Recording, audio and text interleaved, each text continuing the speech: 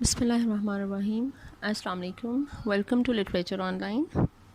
आज का टॉपिक है फ़िलिप लार्किन की पोइम है एम्बुलेंसेस। ये इसने एम्बुलेंस पोइम लिखी थी जनवरी 1961 में, ठीक है। And the poem was published in the collection of poems named the Whitsun wedding in 1964। Philip Larkin की पोइम्स की कलेक्शन का नाम उसने रखा था द विट्सन वेडिंग। 1964 में पब्लिश हुई थी और एम्बुलेंसेस भी उसी में ही पब्लिश हुई फिर 1964 में। इसकी ट्रांसलेशन स्टार्ट करते हैं। क्लोज्ड लाइक कन्फेशनल्स, वो शुरू ही जिस चीज़ से कर रहा है तो आप उसी से अंदाज़ा लगाएंगे कि the poem is about death. एक तो इसका जो टाइटल है एम्बुलेंस, वो भी ऐसी है कि जब आप बिल्कुल कोई जो है वो इंसान की डेथ हो जाती है या वो बहुत ज़्यादा बीमार होता है तो उस कंडीशन में वो नियर डेथ एक्सपीरियंस या डेथ एक्सपीरियंस जो है आप उसे कह लें, तो उसके लिए उसे हॉस्पिटल लेकर जाते हैं या कोई डेड बॉडी लेकर जानी होती है, ट्रांसफ़र करनी होती है, तो एम्बुलेंस उसके लिए यूज़ होती है। तो poem is about death.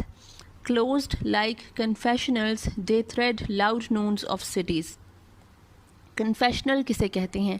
Church में जो एक बॉक्सेस बने हुए होते हैं जिसमें प्रीस्ट बैठा हुआ होता है और वो सुनता है कन्फेशंस लोगों की। अगर कोई इंसान कुछ कन्फेस करना चाहता है, क्रिश्चियनिटी में ये एक उनकी बिलीफ है कि अगर आप कन्फेस कर लेते हो तो आपका वो जो गुनाह है वो शायद वो जो है वो ख़त्म हो जाता है या क्या इस तरह का कुछ सीन है, वो उसका कुछ कंपनसेशन होती है वो करनी पड़ती है, प्रीस्ट आपको बताता है एंड वॉट एवर। मैं श्योर नहीं हूँ इस बारे में, लेकिन आप कन्फेस करते हो। क्रिश्चियनिटी में यह है कि आप कन्फेस कर सकते हो प्रीस्ट के साथ and that would remain a secret between you and the priest, ठीक है। वो आगे किसी को नहीं बता सकता, चाहे वो कितना बड़े से बड़ा जुर्म क्यों ना हो। तो वो अब उसने एम्बुलेंस को भी ये कहा है कि ये एम्बुलेंसेस जो हैं ये क्लोज्ड लाइक कन्फेशनल्स हैं। ये वो कन्फेशनल्स की तरह हैं कि वो जो एक मरीज़ और एक वो बिल्कुल नियर डेथ एक्सपीरियंस है तो वो गॉड के पास जा रहा है, कोई डेड बॉडी जो है वो शिफ्ट हो रही है, यहाँ से वहाँ ट्रांसफ़र हो रही है, तो ये गॉड और उस इंसान के दरमियान का जो एक फ़ासला जो है वो कम हो रहा है और वो जो एक रास्ता है वो बन रहा है, ठीक है। तो ये एम्बुलेंसेस कन्फेशनल्स की तरह क्लोज्ड हैं। They thread loud noons of cities. वो लाउड नून्स इसलिए कहा गया क्योंकि उस वक्त ये जो मॉडर्न एज थी, उस एज में उस एरा में शहरों में दोपहर के वक्त काफ़ी ज़्यादा रश होता था, क्राउडेड होते थे शहर, ठीक है, और बहुत ज़्यादा रश होता था। तो ये जो एम्बुलेंस हैं ये गुज़र रही हैं, थ्रेड कर रही हैं, गुज़र रही हैं उन शहर की गहमा गहमी से गुज़र रही हैं, ठीक है। Giving back none of the glances they absorb. देखें, जब कोई एम्बुलेंस गुज़र रही होती है तो हम सब उसको देख रहे होते हैं, लेकिन एम्बुलेंस अपनी फुल स्पीड के साथ जा रही होती है, ठीक है। तो किसी को भी ये वो ग्लांस अब्जॉर्ब जो इसको सब लोग देख रहे हैं, एम्बुलेंस किसी को नहीं देख रही है, ठीक है। ये बस अपनी मंजिल की तरफ बढ़ रही है। Light glossy grey arms on a plaque they come to rest at any kerb. Light glossy grey उसका क्योंकि वो उसने अभी बताया नहीं है कि वो किस चीज़ का जिक्र कर रहा है, हमें टाइटल से पता चल रहा है कि ये एम्बुलेंस का जिक्र कर रहा है। तो इसका कलर लाइट ग्लॉसी ग्रे है, ठीक है। Arms on a plaque. Plaque वैसे कहते हैं कि आपका जो एक नाम लिखा हुआ जाता है किसी की मेमोरी में, उसके वो नेम प्लेट होती है, नेम प्लेट को प्लैक कहते हैं। आर्म्स ऑन अ प्लेट के इसकी जो डेस्टिनेशन है वो किसी का घर होगी, ठीक है, किसी के रास्ते में होगी, मतलब जो है वो किसी के घर जा रही है, इसकी कोई डेस्टिनेशन है। They come to rest at any kerb, और ये किसी कोने में, किसी फुटपाथ पे, किसी भी जगह पर ये रेस्ट करेगी, मतलब रुकेगी, जिसके लिए ये आई है वहाँ पे ये रुकेगी। All streets in time are visited, और हर स्ट्रीट जो है उसको बड़े टाइम से विज़िट किया जाता है, मतलब जब किसी को ज़रूरत होती है तो एम्बुलेंस फ़ौरन वहाँ पर पहुँच जाती है टाइम से। और ऑल स्ट्रीट्स उसका कहने का मतलब है कि उन दिनों डेथ रेट ज़रा ज़्यादा हुआ है, ठीक है, लोग मर रहे हैं, जो है वो हालात जो हैं वो ख़राब हो रहे हैं, ठीक है।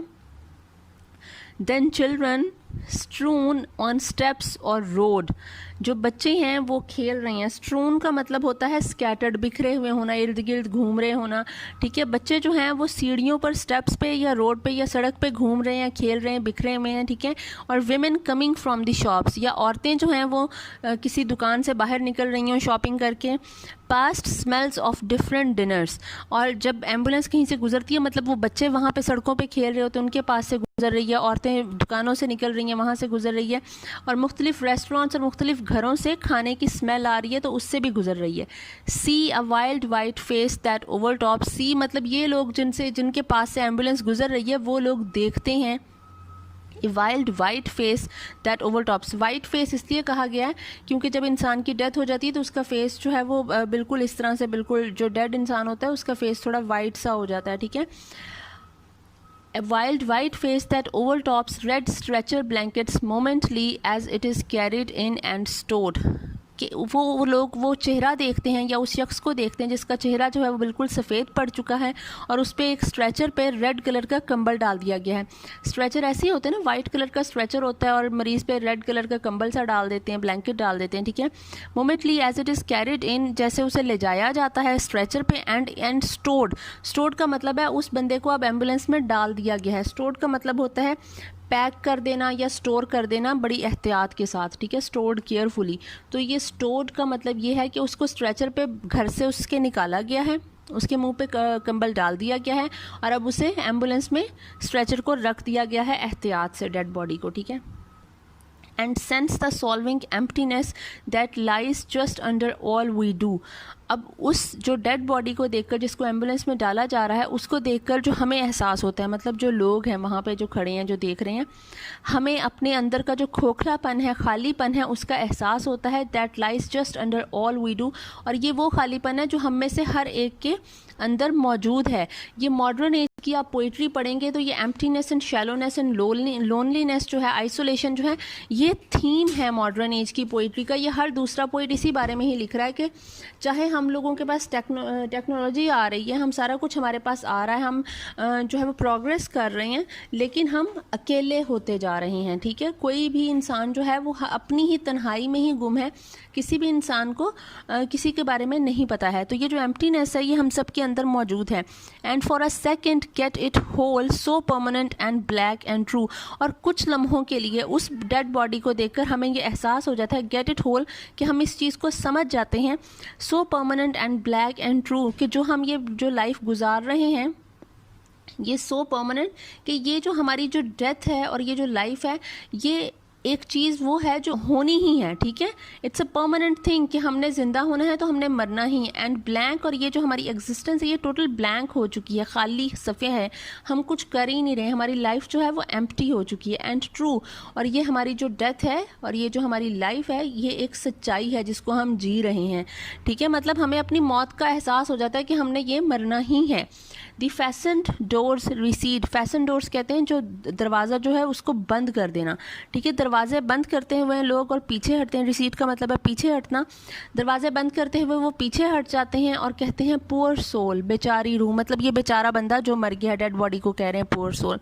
दे whisper at their own distress, और उस शख्स के लिए जो मर गया है सिर्फ एक ये वर्ड है उनके पास, poor soul.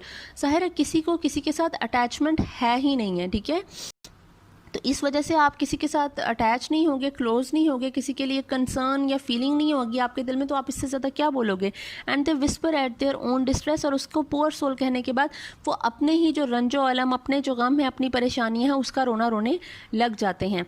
For borne away in dead and air may go the sudden shut of loss, वो कह रहा है कि फॉर बोर्न अवे, और कम हो जाती है इसके साथ ही इन डेड एंड एयर, ये जो रंजो अलम की जो हवा है जो हमारे में सेंस एक डेड बॉडी को देखकर कुछ लम्हों के लिए आई थी वो अब कम हो गई है। May go the sudden shut of loss, और उसके साथ ही हमारे अंदर से वो जो एक किसी को खो देने का एहसास होता है या अपनी ज़िंदगी खो देने का एहसास हमें जो उसको देखकर हुआ है, हमारे अंदर से वो फ़ौरन से ख़त्म हो जाता है। मतलब इतनी जल्दी जो है वो एहसास की फीलिंग आपके अंदर से एहसास ख़त्म हो जाता है, मतलब आप कंसर्न्ड नहीं हो किसी के लिए, ठीक है। आप एक मशीन बन चुके हो, इंसान जो है वो इंसानियत और फीलिंग्स, इमोशंस आपके अंदर से ख़त्म हो गए हैं, ठीक है। Round something nearly at an end, और हर चीज़ राउंड समथिंग मतलब हर चीज़ जो है वो अपने ही मदार में दोबारा घूमने लग जाती है, एट एन एंड, कि वो जो ज़िंदगी का जो एक रूटीन है वो दोबारा से चल पड़ती है। वो कुछ लम्हों के लिए डेड बॉडी को देखकर हर एक कोई रुका, उसने उसके लिए एक लफ्ज़ कहा, उसके बाद अपना रोना रोया, उसका वो एहसास ख़त्म हो गया, कोई इमोशन नहीं आया, और उसके बाद वो रूटीन ज़िंदगी की दोबारा शुरू होगी। And what cohered in it across, वो कह रहा है और कौन सी चीज़ जो है वो इसको मुकम्मल बनाती है। कोहेर्ड का मतलब होता है यूनिफाइड होल बनाना, ठीक है, एक चीज़ को मुकम्मल करना, कि हमारी ज़िंदगी की जो है वो किसके इर्द गिर्द घूम रही है, वो उसको बता रहा है कि ये जो हमें मुकम्मल क्या चीज़ कर रही है। द ईयर्स, ये जो साल बीत रहे हैं, the unique random blend of families and fashion there, मतलब हमारी ज़िंदगी में अब वो अहमियत बता रहा है कि ये जो साल हमारे गुजरे जा रहे हैं बेमकसद, एमलेस, ठीक है, and the unique random blend of families and fashion, और हमारे ये जो यूनिक किस्म के मिक्सचर है हमारी families, traditions, fashions, custom, rituals का, वो हमारी इस चीज़ को मुकम्मल बना रहा है, मतलब एक एमलेस लाइफ है, ठीक है। At last begin to loosen, और अब वो जो शख्स है वो उसका जो ज़िंदगी से और वर्ल्ड से कनेक्शन है वो ख़त्म हो रहा है। बिगिन टू लूजन मतलब उसका कनेक्शन ख़त्म हो रहा है, अब ये फिर वो डेड बॉडी की तरफ जा रहा है, ठीक है, कि उसका ज़िंदगी से कनेक्शन ख़त्म हो रहा है और वो एक नए रास्ते पर जा रहा है। Far from the exchange of love to lie, और जो बंदा मर गया है वो उस एक्सचेंज से, मतलब वो आपको प्यार के बदले धोखा और झूठ मिल रहा है, वो उससे भी दूर चला गया, ठीक है। अब वो इस जो दिखावे की मोहब्बत है उससे दूर चला गया। अनरीचेबल इनसाइड अ रूम, वो एक ऐसे रूम में चला गया है, मतलब जो कॉफिन है उसका, ठीक है, जहाँ पे कोई उसे नहीं पहुँच सकता। अनरीचेबल है वो अब लोगों के लिए, लोग उस तक नहीं पहुँच सकेंगे। The traffic parts to let go by, traffic जो है मतलब गाड़ियाँ साइडों पे हट जाती हैं, खुद ब खुद रास्ता देती हैं एम्बुलेंस के लिए। आपने जहाँ पे भी देखा होगा एम्बुलेंस जहाँ पे गुजर रही होती, गाड़ियाँ खुद ब खुद रास्ता देने लग जाती हैं, ठीक है। इट्स अ रूल, अगर आप नहीं दोगे तो फिर आप पे आई थिंक चालान वगैरह भी हो सकता है इसके लिए। ये सही नहीं होता कि एम्बुलेंस को आप रास्ता ना दो, ठीक है।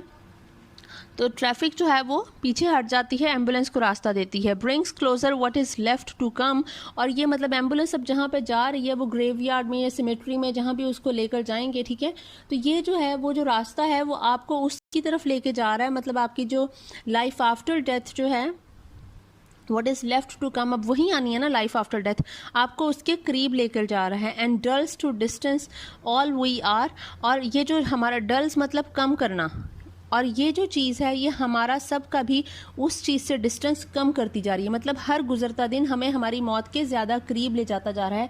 जिस तरह उस शख्स का डिस्टेंस अब अपनी जो आखिरी आराम का होगी, फाइनल जो रेस्ट प्लेस होगी, उससे कम होता जा रहा है, वो अपनी फाइनल डेस्टिनेशन पे पहुंच रहा है which is life after death, वैसे ही हमारा जो डिस्टेंस है वो डेथ से कम होता जा रहा है। With every passing day we are going near to our death, ठीक है, हम उसके करीब जा रहे हैं। तो आई होप आपको समझ आ गई होगी। Thank you so much.